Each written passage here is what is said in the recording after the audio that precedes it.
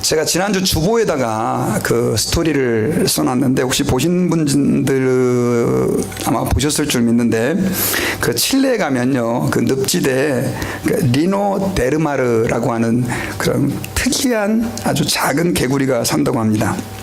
근데 이 작은 개구리는요, 몸집이 굉장히 작습니다. 그런데 굉장히 이 번식력이 강해가지고요, 하여튼 한번 이 개구리가 늪지대에 들어가면 거기에 그냥 아주 쫙 퍼진다고 해요.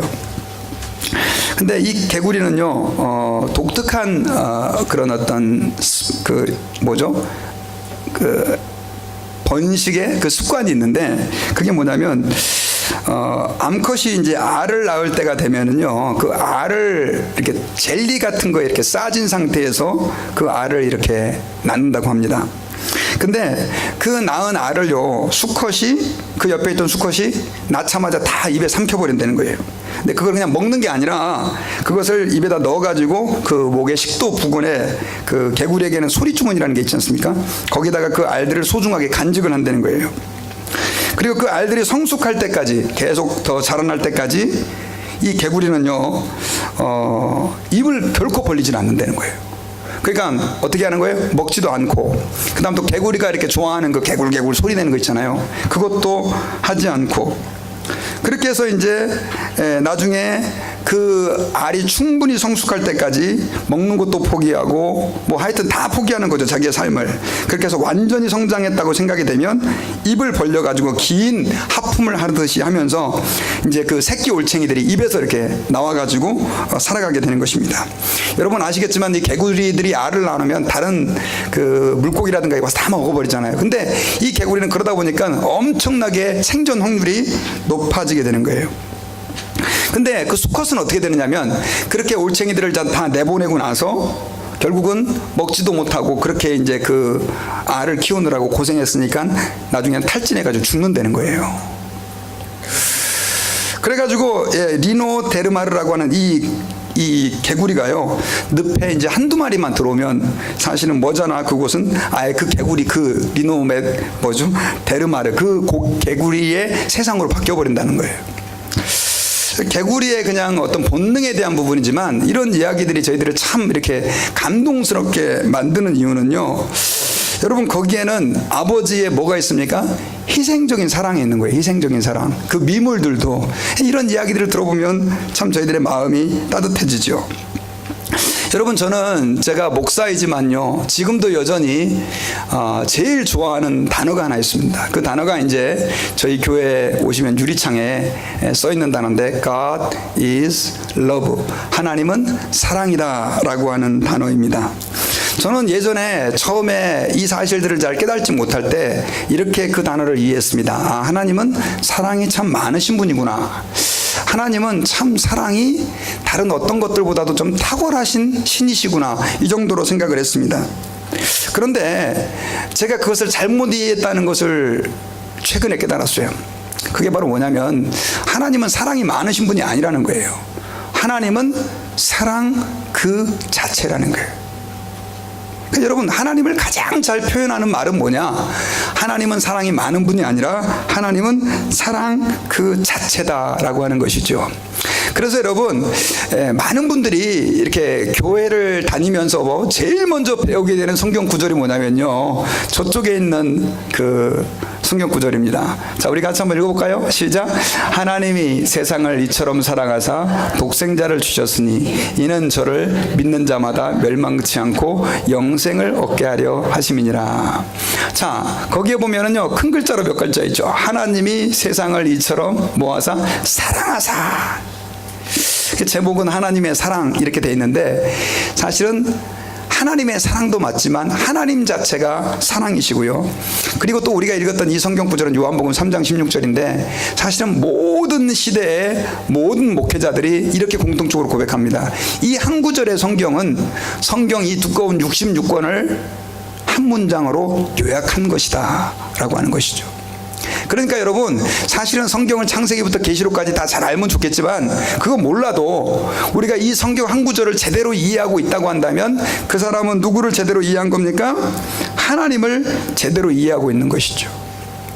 여러분 요즘 성탄절이지 않습니까? 우리 딸아이가 지금 이제 학교에 그 할머니라 그래갖고 뭐 요즘 말하면 뭐 뮤지컬 같은, 그래서 뭐 한 20명 그 댄스하고 노래하는 그 팀이 있어요. 거기 뽑혀가지고 이제 지금 계속 공연을 다니는데 얼마나 사실은 이쁘고 그 다음에 귀여운지 막 교인들 보면 딸바보처럼 제가 이제 동영상 찍어놓고 막 자랑도 하고 그러는데 뭐 속으로는 욕하실지 모르겠지만 하여튼 저는 너무너무 기쁩니다.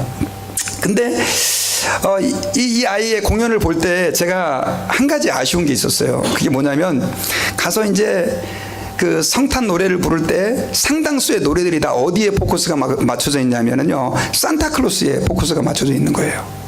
산타클로스에. 뭐 지금 크리스마스 그러면 다 사람들은 뭘 생각합니까? 산타클로스를 생각하잖아요. 뭐 산타클로스 그분이 전 나쁘다는 게 아니라 훌륭한 분이에요. 그런데 문제는 뭐냐면 사실은 이 성탄절에 가장 빛나야 되는 분이 누구냐면 예수님이에요. 그리고 이 성탄절의 주인공은 누굽니까? 예수님인데 그 예수님의 자리를 지금 누가 차지해버렸어요? 산타클로스가 차지해버렸다는 거예요. 여러분, 산타클로스를 왜 그렇게 애들이 좋아하는 줄 아십니까? 선물을 주니까. 예. 나중에 이제 커보면 그것이 다 실체가 아니라는 것을 알게 되지만, 산타클로스가 선물을 주니까 좋아한다라고 생각하지만 사실은 여러분, 예수 그리스도는 선물을 주는 분이 아니라 그분 자체가 선물인 거예요. 그래서 이제 우리 딸아이의 공연을 볼 때마다 산타클로스 노래가 이렇게 나오다가 나중에는 이제 보면은 이렇게 그 예수님을 찬양하는 뭐 고요한 밤, 거룩한 밤이라든가 그 다음 또 뭐 저들밖에 이런 찬양들 가끔씩 나오거든요. 그러면 제가 기분이 너무너무 좋아요. 특별히 이제 지난주에는 제가 콘서트를 갔는데 그 콘서트에서 그 콰이어 그 합창단을 그 지도하는 선생님이 크리스찬인 것 같아요.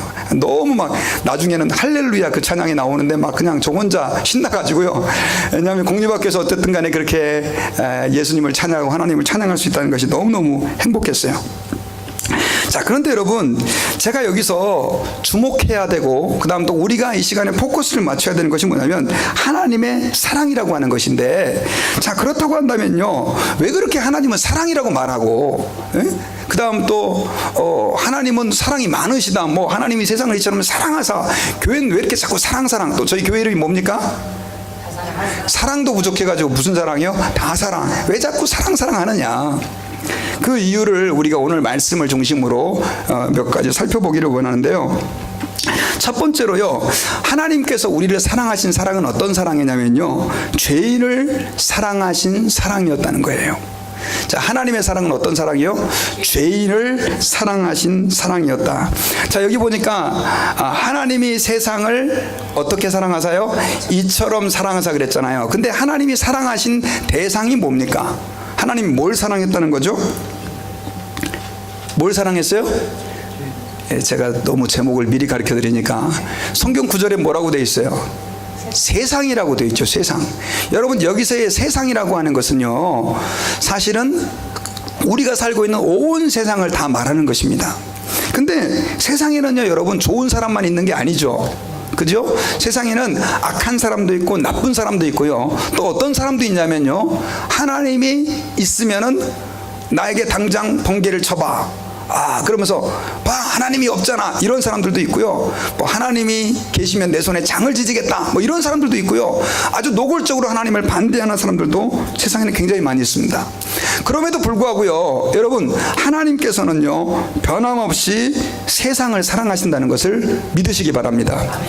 하나님은요, 의인만, 또 하나님을 믿는 사람만, 착한 사람만 사랑하는 게 아니라 하나님은요, 심지어 자기를 욕하고 하나님을 배척하고 나쁜 짓을 하는 죄인까지도 하나님은 어떻게 하고 계신다고요? 사랑하고 계신다라고 하는 사실을 저희들이 기억해야 합니다. 사실은요, 하나님이 세상을 사랑했다라고 말씀하셨던 그 세상은요, 원래 하나님의 배반자였습니다. 원래 하나님께서는요, 하나님의 놀라운 사랑으로 인간을 만들어 주셨어요. 사실 하나님이 사람을 왜 만들었느냐? 그 이유는 사랑하기 때문에 만드는 거예요. 그렇게 해서 만들었는데 그 인간이 나중에는 어떻게 했습니까? 뱀이 뭐라고 하와를 유혹했죠? 네가 선악과를 따먹으면 내 눈이 밝아져서 네가 뭐처럼 되리라? 하나님처럼 되리라. 여러분, 하나님의 피조물인 인간이 감히 누구처럼 되려고 했어요? 하나님처럼 되려고 했어요. 여러분, 마귀가, 귀신이, 사탄이 악한 이유는 뭐냐면요, 그가 나쁜 짓을 하고 막 사람들에게 말 그대로 미움을 만들고 이런 것들 때문에 그게 악한 존재가 아닙니다. 사탄이, 마귀가 악한 존재인 가장 중요한 이유는 뭐냐면, 그 사탄 마귀는요, 하나님처럼 되려고 했기 때문에 그래요. 뭐처럼 되려고 했다고요? 하나님처럼. 예전에 여러분, 왕들이 이제 나라를 다스릴 때, 이번에 이제 박근혜 대통령이 탄핵을 당했지만, 사실은 예전에 그 왕들이 나라를 다스릴 때 사실 그 국가에서 가장 큰 죄는 어떤 죄였냐면요, 반역죄였습니다. 그래서 왕의 자리를 뺏으려고 하는 사람들은 어떻게 했습니까? 그 사람을 죽일 뿐만 아니라 그의 가족과 부모 때, 자식 때까지 3대, 3족을 다 그냥 죽였단 말이에요.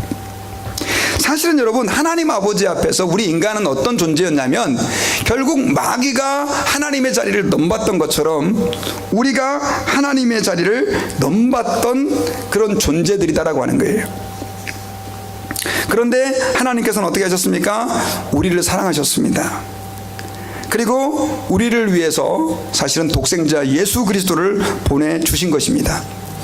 여러분, 마태복음 5장에서는요, 하나님의 사랑이 결코 의인이라든가 혹은 착한 사람이라든가 바른 사람만 향한 것이 아니라고 하는 사실을, 하나님은 불신자들에게도 햇빛과 비를 주시는 분으로 묘사하고 있는 것을 우리는 기억해야 합니다. 그래서 여러분, 하나님의 사랑은 어떤 사랑이냐라고 말할 때 우리는 이렇게 표현할 수 있죠. 한마디로 말하면 하나님은 죄인을 사랑하신 사랑이었다. 로마서 5장 8절에서는요, 그래서 사도 바울은 이렇게 고백을 했습니다. 우리가 아직 죄인 되었을 때 그리스도께서 우리를 위하여 죽으심으로 하나님께서 우리에게 대한 자기의 사랑을 확증하셨느니라. 하나님이 우리를 언제 사랑하셨다고요? 죄인이었을 때 사랑하셨다라고 하는 것을 말씀해 주고 있습니다. 여러분, 근데 우리가 죄인이었을 때 우리를 사랑했다라고 하는 것을 제가 좀 어떻게 우리 교인들이 좀 피부에 느끼도록 이거 좀 설명을 해드릴까 고민을 하던 가운데, 그 옥명호 씨라고 하는 분이 쓰신 시를 하나 제가 좀 발견을 했습니다. 근데 이분이 하나님 앞에서 하나님의 사랑을 이렇게 시로 썼어요. 제가 좀 시를 읽어드릴 테니까 여러분 한번 좀 이렇게 깊이 생각하시면서 한번 들어보시길 바랍니다. 내가 상처로 혼자 울 때 당신은 내 곁에서 조용히 흐느끼고 있었습니다. 내가 당신을 수없이 회의할 때 당신은 나만을 굳게 확신하셨습니다. 내가 혼자서도 설 수 있다며 고집부릴 때 당신은 쓰러지는 내 몸 밑에 먼저 엎드렸습니다. 당신이 부를 때 난 듣지 않았고, 당신이 손 내밀 때 필요 없다고 뿌리쳤고, 당신이 한 발짝 다가오면 난 10걸음 달아났건만, 바보 같은 당신은 단 한순간을 날 미워할 줄 몰랐었지요. 내가 당신을 수없이 원망하여도 당신 눈동자엔 눈물만이 깊어질 뿐, 내가 당신을 향해 비수를 들었을 때에도 당신은 나를 향해 환한 팔을 벌렸습니다. 내가 나의 모습에 독한 절망을 들이킬 때 당신은 나를 보고 세상의 빛이라 하였습니다. 내가 나를 포기하여 주저앉을 때라도 당신은 나를 향한 소망을 버리신 적이 없었습니다. 나는 늘 당신에게서 벗어나려 하였지만 당신은 나를 묶어둔 적이 결코 없습니다. 습관처럼 배반을 되풀이하는 나를 당신은 눈동자처럼 지켜주셨습니다. 나는 당신에게 너무나 영악하게 굴었지만 당신은 나에게 늘 바보 같기만 하였습니다. 이토록 당신이 내게로 오지 아니하였다면 난 바알의 포로 어둠의 이름으로 살았겠지요. 핏빛 사랑 고백으로 바보처럼 오신 그때 나는 당신의 연인빛의 이름이 되었습니다. 여러분, 우리가 하나님 아버지 앞에서요, 사실은 괜찮은 존재라 하나님의 사랑을 받는 것이 아닙니다. 하나님은 하나님에게서 전혀 관심도 없었고 또 하나님에게 대해서 별로 신경 쓰지도 않았고 오히려 부담스럽게 생각하는 우리를 하나님은 끊임없이 사랑하셨고요, 우리를 위해서 독생성자 예수 그리스도를 보내주셨다라고 하는 사실을 기억해야 합니다. 그래서 여러분, 예수님께서는요, 이 땅에 오셔서 십자가에서 죽으시면서까지 유명한 기도를 하셨잖아요. 주여, 저들이 알지 못합니다. 저들의 죄를 용서해 주십시오. 여러분, 예수님이 이 세상에 이 사람들을 위해서 십자가를 지시고 죽어가는데도 불구하고 그들은 예수님을 조롱하면서 네가 하나님의 아들이여든 십자가에서 내려와 봐라 라고 말할 정도로 예수님을 무시하고요, 하나님의 이름을 멸시했습니다. 그럼에도 불구하고 예수님은 그들을 끝까지 사랑하시고 그들을 위해 기도하시고 결국 자기의 생명을 누구를 위해서? 자신을 조롱하고 비난하는 그들을 위해서 내어주신 것이죠. 그래서 여러분, 결국 우리가 그 사랑 때문에 예수 그리스도를 믿고 영접할 수 있게 되었고요, 그 사랑 때문에, 그 하나님의 사랑 때문에 우리가 하나님의 사람이라 불리움을 받을 수 있게 되었다는 사실을 기억해야 됩니다. 여러분, 제가 요즘에 인간관계에 대해서 굉장히 관심이 많습니다.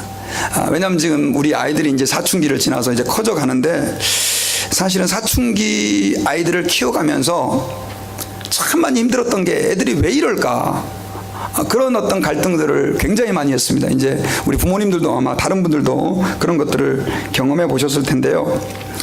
근데 그 사춘기 아이들과의 관계뿐만이 아니라 교회에서도 그렇고 또 많은 분들이 직장에서도 그렇고요, 인간관계 때문에 너무너무 힘들어하는 것을 제가 많이 봤어요. 특별히 여러분, 정말 문제 있는 사람들이 아마 여러분들의 가정에 혹은 직장에 혹은 또 교회 안에 한두 명 정도는 여러분들 주변에 다 있을 것입니다. 어떻게 그들을 변화시켜야 되나?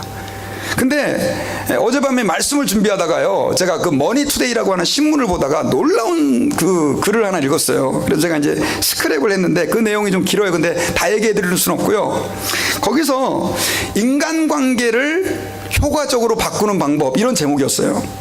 근데 거기서 제 마음에 굉장히 이제 와 닿았던 게 뭐냐면은요, 그 중에 한 가지가 절대로 사람에게 화를 내지 말라는 거예요.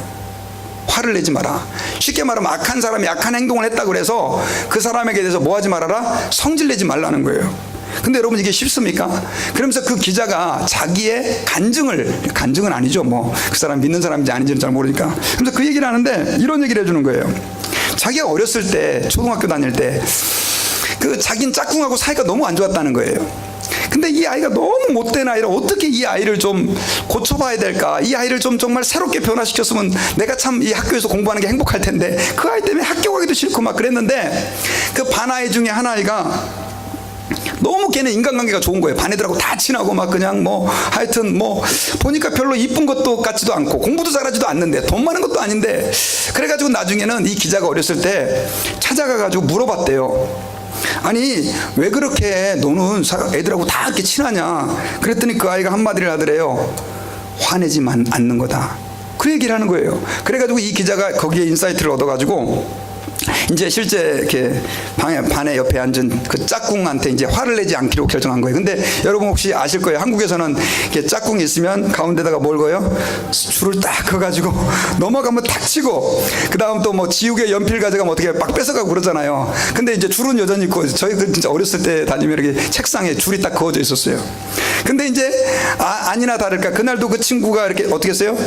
딱 팔이 넘어오는 거예요. 옛날 같았으면 야! 딱 쳤을 텐데 모르는 척 한 거예요. 그리고 나중에는 이제 뭐 지우개가 넘어와도 안 뺐고, 그랬더니 얘가 나중에는 좀 이렇게 태도가 달라지는 것을 조금 느낀 거예요. 그러다가 어느 날은 애가 지우개를 이렇게 책상에서 이렇게 뭘 지우다가 떨어뜨렸는지 막 못 찾고 막 헤매고 있는 거예요. 그래가지고 이 자기가 어렸을 때 자기 가지고 있는 지우개를 살짝 옆으로 이렇게 밀어줬대요. 이렇게 모르는 척하면서. 그러니까 걔가 딱 보더니 하면서 이렇게 이걸 자기가 쓰더라는 거예요. 근데 여러분, 그때부터 놀라운 일이 일어나기 시작한 거예요. 그렇게 문제고 골치 아픈 것처럼 여겨졌던 그 아이의 태도가 바뀌기 시작한 거예요. 그러면서 나중에는 그 기자가 자기 자신을 회고하면서 뭐라고 얘기를 하냐면요, 야, 내가 화를 내지 않고 그 아이에게 쉽게 말하면 사랑을 베풀어주고 잘해주니까 그 아이의 태도가 변하더라. 여러분, 제가 여기서 뭘 느꼈냐면요, 여러분, 뭔가 문제가 있는 사람에게 너 왜 이래, 너 이러면 죽여, 너 이러면 맞아, 이거 가지고는 사람이 변한다, 변하지 않는다? 변하지 않는다는 거예요. 하나님은 그걸 너무나 잘 아셨어요. 그래서 우리 인간이 너 죄 지으면 지옥 가? 너 이따구로 하면 내가 그냥 아주 폭삭망하게 할 거야? 그렇게 하지 않으시고, 하나님은 그렇게 불순종하고 그렇게 하나님을 향하여 관심 없는 우리 인간에게 하나님의 최고의 사랑을 베풀어 주셨다는 거예요. 그 사랑이 바로 뭐냐? 예수 그리스도라는 것입니다. 선물 몇 개 갖다 주는 것이 아니라 예수 그리스도. 여러분, 예수님이 왜 우리에게 그 놀라운 하나님의 사랑의 표현이냐? 여러분, 예수 그리스도는요, 자, 우리 성경 말씀을 보면요, 하나님이 세상을 이처럼 사랑하사 누구를 주셨으니? 독생자를 주셨으니. 이 독생자라고 하는 이 말에 저희들이 좀 주목을 해봐야 될 필요가 있습니다. 여러분, 독생자라고 하는 말은 헬라어로 모노게네스라고 하는 말이에요. 근데 이 말은 사실은 하나밖에 없는 자식이라는 뜻이에요. 근데 이제 이 말을 마땅히 번역할 말이 없어서 한국말로 어떻게 해요? 그냥 이렇게 독생자로 번역을 했는데, 이것을 신학자들이 여러 가지로 해석을 했어요. 도대체 이 독생자가 무슨 뜻일까? 그래서 제가 이제 이 독생자를 가지고 제가 쭉 찾아봤는데, 뭐 이렇게 해석이 뭐 다 그냥 거기서 뭐 하나밖에 없는 아들이다. 근데 도대체 이게 하나님이 왜 이런 모노게네스라고 하는 단어를 표현하셔서 예수님을 표현했을까? 이런 생각을 해봤는데, 그때 어떤 분이 이런 해석을 했어요. 그 독생자라고 하는 뜻은 하나밖에 없는 아들이라는 뜻이, 하나밖에 없는 자식. 왜냐하면 딸한테도 때로는 이 표현을 사용을 했다는 거예요. 근데 이 독생자라고 하는 표현은 이 세상에 오시기 전에 영광을 온통 가지시고 온 세상을 창조하신 성자 하나님에게 사용하는 단어라는 거예요. 여러분, 요한복음 1장 1절에서는 뭐라고 얘기를 하냐면, 그 단어를 로고스, 태초에 뭐가 계시니라? 말씀이 계시니라. 예수님이 2000년 전에 이 세상에 오셨는데요, 2000년 전에 예수님이 오시기 그 이전에 예수님은 어떤 분이셨죠? 하나님이셨잖아요. 오셔서도 하나님이시지만 예수님이 2000년 전에 세상에 오시기 전에도 예수님은 하나님이셨어요. 하나님 아버지와 예수님은 함께 계셨던 분이시고 온 세상을 만든 창조주세요. 그런데 하나님이 그 창조주 되시는 성자 예수님, 모노게네스, 독생자를 누구를 위해 주셨다고요? 우리를 위해 주신 거예요. 근데 여러분, 우리 잘 알잖아요. 성탄절 때 그분이 어떤 모습으로 오셨습니까? 완전히 비참한 인간의 모습으로 오셨어요. 말구유에 누이실 데가 없어서 누이시고요, 가난한 목수의 집에 아들로 태어나가지고 우리 인간이 겪어야 했던 모든 고초를 그분은 다 겪으시고 결국 우리의 죄를 대속하시기 위하여 멸시와 천대와 조롱의 십자가를 지셨단 말이에요. 여러분, 제가 지금 목사로서 제일 걱정되는 게 뭐냐면요, 행여나 내가 그렇게 높으신 하나님이 사람이 되신 그 놀라운 사건을 당연하게 받아들일까봐, 이게 제가 지금 너무 두려워요. 근데 오늘날 너무나 많은 그리스도인들이 그 하나님의 사랑을 다 몰라요. 말로는 사랑하고 사랑을 노래하지만 그 사랑의 감격을 우리의 가슴 속에 어떻게 해요? 잃어버리고 있는 거예요. 여러분, 그 증거가 뭔지 아십니까? 여러분, 우리가 그 사랑의 감격을 잃어버리게 되면요, 다른 사람을 사랑할 수 없게 돼요. 제가 여러분 좀 솔직히 죄송하지만 말씀을 준비하면서 어제 이런 생각을 해봤어요. 내가 정말 내 아내를 내가 정말 사랑하나? 내가 정말 내 자녀를 사랑하고 있나? 내가 정말 내가 목회하는 우리 교인들을 사랑하고 있나? 그 질문을 딱 던져보니까요, 하는 생각이 제 마음에 들었어요. 죄송합니다. 솔직히 식었어요. 그래서 제가 어저께 기도했어요. 설교하다가, 하나님, 내가 하나님이 나를 사랑하신 그 사랑 때문에 목사가 되고 내 인생을 주 앞에 드리고 주의 백성들을 섬기며 살겠다고 내가 다짐을 했는데 그 감격이 내 안에 식어져 버렸어요. 하나님, 다시 한번 그 하나님의 사랑을 좀 깨닫게 해주세요. 그렇게 기도했어요. 여러분, 오늘날 교인들의 문제, 교회의 문제는 뭔 줄 아십니까? 하나님이 이렇게까지 우리를 사랑해 주셨는데 우리가 그 사랑을 잊어버린 거예요. 그냥 교리의 하나로 그냥 받아들여 버린 거예요. 여러분, 제가요, 그 지난주에 선물을 하나 받았습니다. 선물을. 근데 코나 커피를 받았거든요. 코나 커피. 근데 코나 커피를 받았는데 굉장히 기분이 좋았어요. 저도 이제 목사다 보니까 선물을 받을 때가 많아요. 근데 특별히 지난주에는 그 코나 커피를 받을 때 기분이 좋았습니다. 근데 왜 기분이 좋았냐면요, 저희 집에 커피가 떨어졌거든요. 커피가 떨어졌는데 커피를 사야 되는데 하여튼 그래서 지금 녹차로 지금 버티고 있는데 또 녹차를 계속 마시다 보니까 커피 생각이 나요. 그런데 이제 제가 이야기는 해드릴 수 없고, 어떤 분이 저에게 그 커피를 딱 줬는데 왜 이렇게 기분이 좋은지 몰라요. 왜냐하면 내가 지금 필요한 거, 갖고 싶은 것이 선물로 들어온 거예요. 근데 그 커피 때문에 좋아하면서요, 제가 이런 생각을 했어요. 정말 내가 예수님 때문에 좋아하고 있는가? 내가 예수님이 이 땅에 오신 사건 때문에, 그것 때문에 정말 감사하고 있는지. 야, 치사한 놈. 그 커피 때문에 좋아하면서도 예수님이 이 땅에 오신 것 때문에는 감격하지 않는 이런 무뎌진 놈, 뭐 그런 마음까지 제가 들었어요. 여러분, 저는 여러분들이 이번 크리스마스 때요, 사실은 하나님이 우리를 사랑하시고 있다는 이 사실을 그냥 여러분 너무 잘 알고 계시잖아요. 근데 그걸 좀 저는 느끼고 경험했으면 좋겠어요. 그걸 경험하잖아요. 그러면 죄송합니다, 여러분들의 인생이 달라질 수밖에 없는 거예요. 하나님의 그 풍성한 사랑을 받은 사람들은요, 말 그대로 다른 삶을 살아갈 수밖에 없게 되어버리는 거예요. 여러분, 하나님께서는요, 성경을 통해서 끊임없이요, 하나님이 우리를 얼마나 사랑하시는지를 가르쳐 주기를 원하셨어요. 근데 그 대표적인 예가 제가 예전에도 한번 언급을 했지만 바로 아브라함의 이야기예요. 하나님께서는요, 아브라함에게 75세에 약속을 했어요. 아기를 못 낳고 있는 아브라함에게, 내가 네 본토 친척 아비집을 떠나라. 그러면 내가 너를, 네 조상을, 네 후손을 하늘의 별처럼 바다의 모래처럼 많아지게 해주겠다. 이런 약속을 하나님이 주셨어요.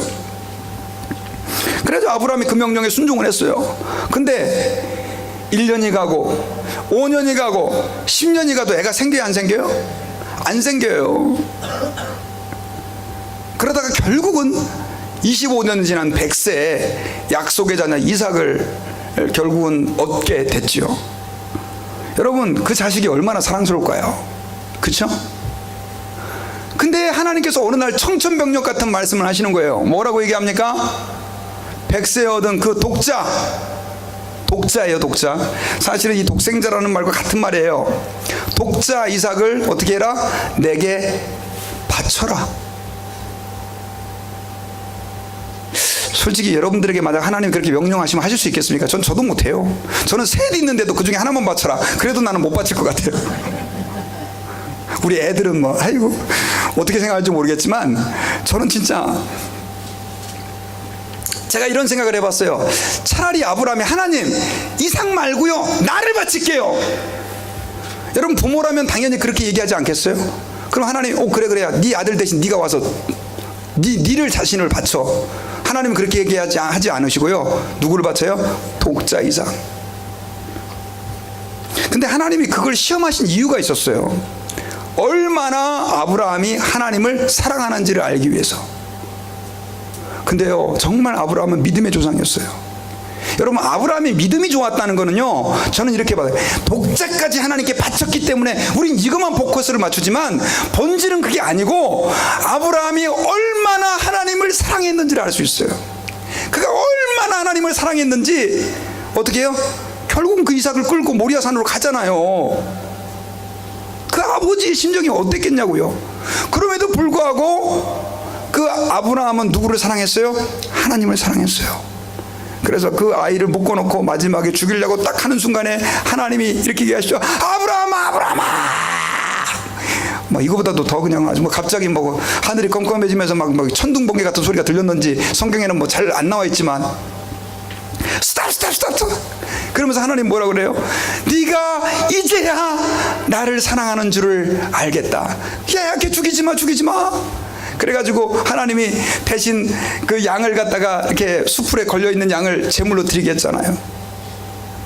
그러고 나서 아브라함이 거기서 여호와 이레라고 얘기를 하고, 그 아브라함을 통해서 얼마나 많은 믿음의 사람이 나왔어요. 근데 그 이야기가 끝이 아니라는 거예요. 하나님은요, 이번에 반대편의 아브라함의 입장에 서신 거예요. 하나님은 우리를 너무 사랑했어요. 말 그대로 죄송합니다, 꼴통 같은 우리, 여러분들은 아니겠지 모르겠어요. 저는 제 자신이 너무나 꼴통 같아요. 꼴통 같고 목사이면서도 허구한 날 죄짓고 얼마나 감정적이어가지고 그것을 절제도 못하고 하나님을 별로 사랑하는 것 같지도 않고. 또 제가 지금은 그래도 여러분 굉장히 훌륭해진 거예요. 옛날에는 제가 예수 믿기 전에는요, 정말 죄송합니다, 개차반이었어요. 겉으로 볼 때는 괜찮은 사람처럼 보였는지 모르겠지만 제 심령은 완전히 개차반이었어요. 근데 그런 저를 하나님이 사랑하셔가지고요, 누굴 주셨다고요? 하나님의 독자, 아브라함의 독자만 해도 대단한데 하나님의 아들, 온 세상의 창조주가 되시고 온 우주의 주인 되신 나의 창조자, 그분을 나를 위해 내주신 거예요. 저는 여러분들이 기독교 교리 하나 아는 거 중요하지 않다고 생각해요. 죄송합니다, 여러분들에게 여쭤볼게요. 그게 진짜라면 이거만큼 큰 사랑이 어디 있습니까, 여러분? 정말 여러분들은 하나님이 예수님을 여러분들을 위해 주신 것을 믿습니까? 하나님이 예수님이 여러분들, 어떤 분들은 교회 다니면서요, 그냥 그거만, 예수 믿으면 죄사함 받는데, 예수 믿으면 천국은 따놓은 당상이래. 와, 나 예수 믿어야지. 아이고, 나 이제 천국 가게 돼서 감사합니다. 이러고 신앙생활하는 사람들이 많이 계세요. 죄송해요, 가장 중요한 본질이 빠진 거예요. 예수님을 주시는 하나님의 심정은요, 정말 억장이 무너질 거예요. 예수님께서 십자가에서 달리실 때 이렇게 외쳤잖아요. 엘리 엘리 라마 사박다니, 나의 하나님 어찌하여 나를 버리셨습니까? 우리의 죄를 대신 지신 예수님은 철저한 죄인일 뿐이었던 거예요.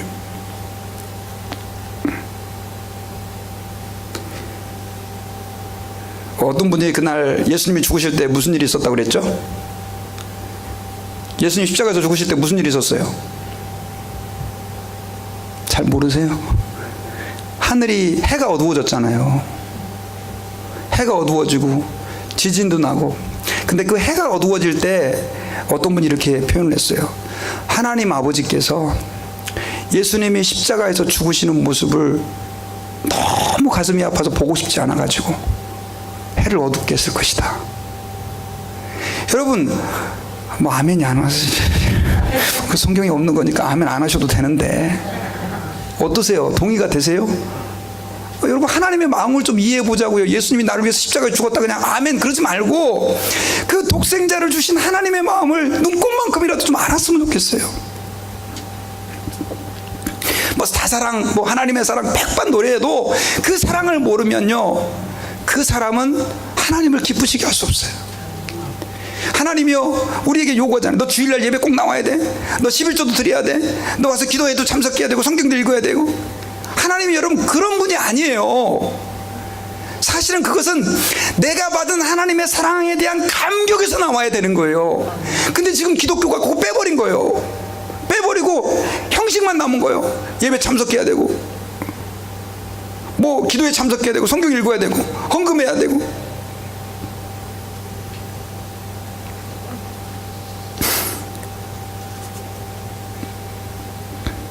여러분, 기독교는요, 사랑의 종교예요.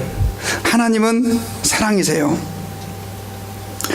오늘 본문 요한복음 3장 16절에서요, 그렇게 하나님께서는 우리를 사랑해 주셨어요. 어떻게까지? 독생자를 주시기까지 사랑해 주셨어요.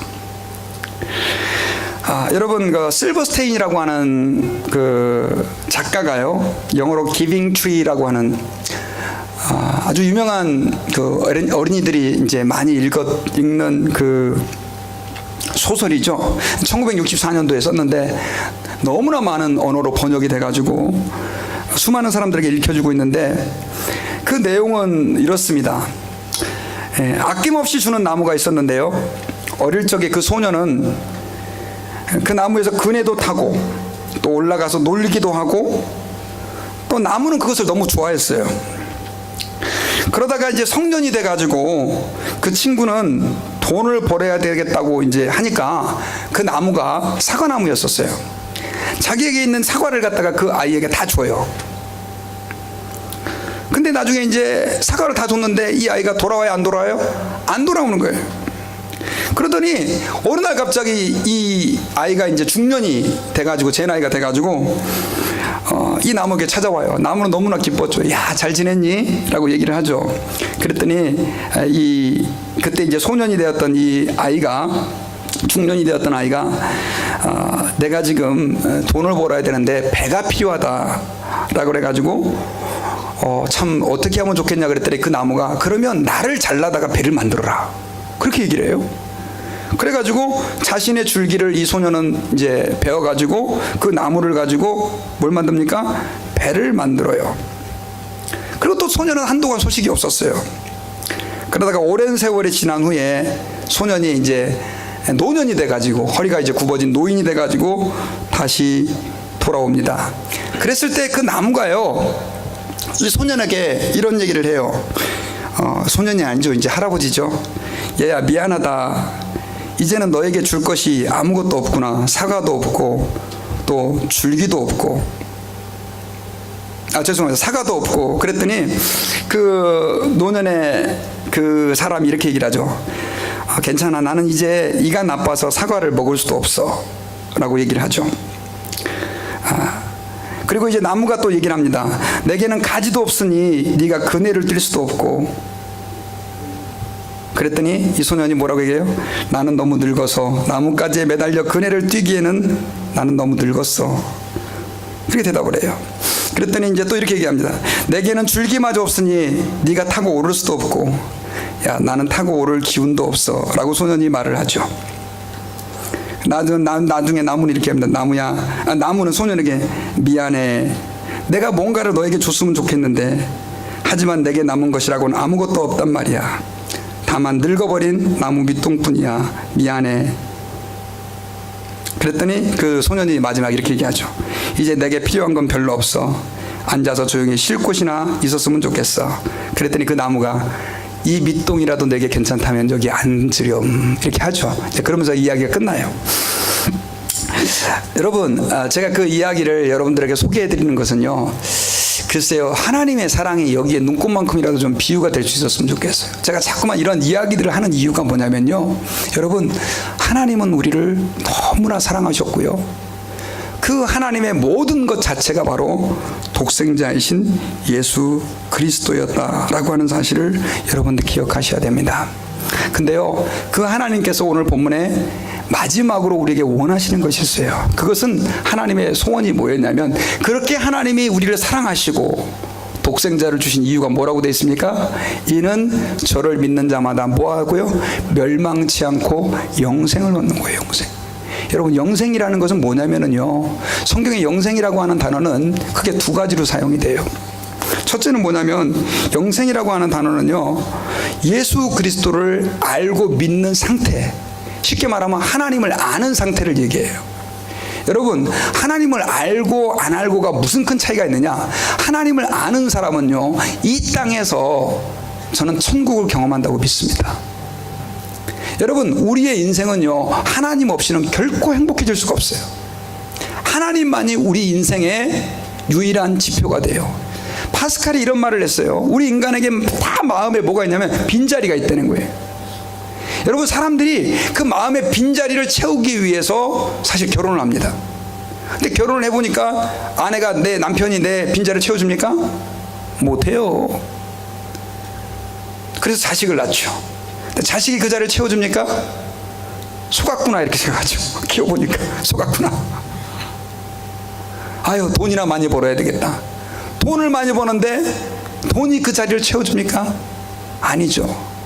그래서 여러분, 지금 이렇게 지금 한국의 정치가 시끄럽지만 사람들이 이 권력에 눈이 어두운 사람들은요, 이게 물불을 안 가려요. 나중에 권력을 쫓아가죠.